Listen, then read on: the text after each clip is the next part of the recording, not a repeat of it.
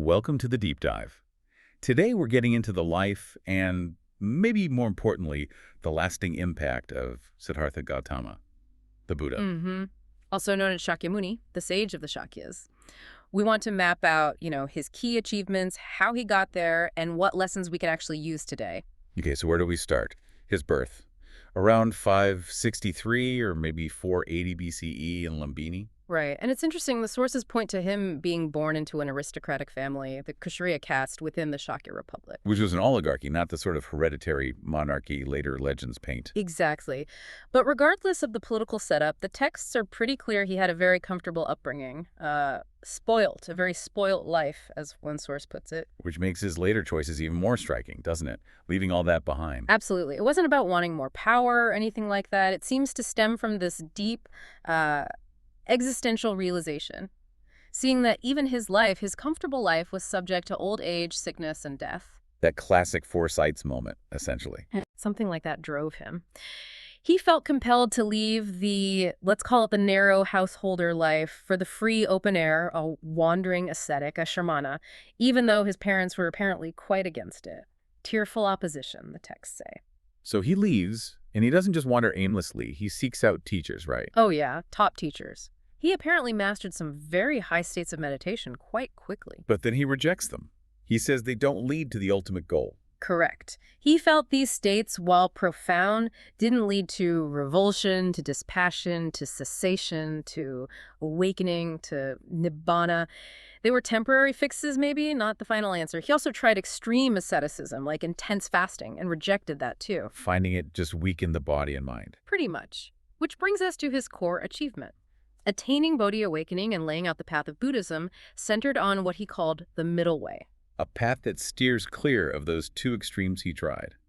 Sensual indulgence on one side and severe self-mortification on the other. Exactly. It's a practical path. And its structure, well, you summarized it earlier. The Four Noble Truths and the Noble Eightfold Path.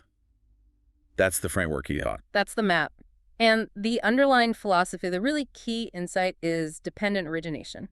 Explain that a bit. It sounds complex. Well, the core idea is that everything that exists arises independence on other things. Nothing has a fixed, independent, permanent self or essence. Anatta. No self. So everything is constantly changing, interconnected. Everything is process, as he put it. He saw this as a middle way between thinking things last forever, eternalism, and thinking everything is just completely wiped out at death, annihilationism. Okay, so if there's no permanent self, what about karma? How does that work? This feels really relevant for today.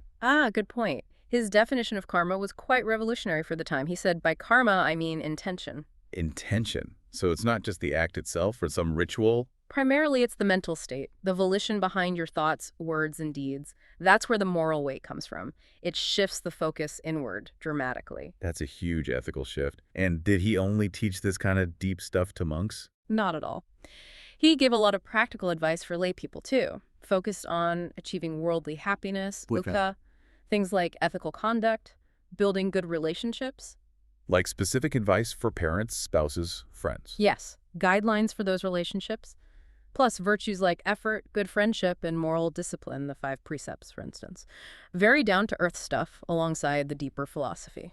It sounds incredibly empowering for the individual, like you're responsible for your own path. Completely. There's that famous story, right, when Anatta asked him who would lead the order after he was gone. What did he say? He basically told them to rely on themselves and the teachings. Ananda, you should live as islands unto yourselves, being your own refuge. With the Dhamma, the teaching, as an island, with the Dhamma as your refuge, seeking no other refuge. Wow. Be your own refuge, the ultimate statement on self-reliance. It really sums it up. The path is laid out, but walking it, that's on you.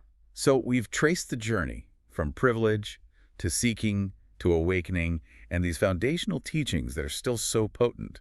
What final words did he leave? His reported last words are a powerful reminder. All sakharas decay. Saharas meaning all conditioned things, everything that comes together. Everything changes, everything is impermanent. Right. And because of that, strive for the goal with diligence. Appamada. Diligence, heedfulness, persistent effort. Don't waste time, basically, because everything passes. A call to action. A very direct one. So the question for you listening is, how does that call for diligence apply to what you're striving for right now? Something to think about until our next deep dive.